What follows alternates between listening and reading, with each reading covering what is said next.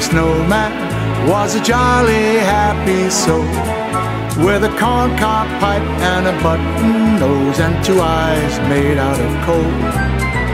Frosty the snowman is a fairy tale, they say. He was made of snow, and the children know that he came to life one day. There must have been some magic in the old silk hat they found, for when they placed it on his head, he began to dance around.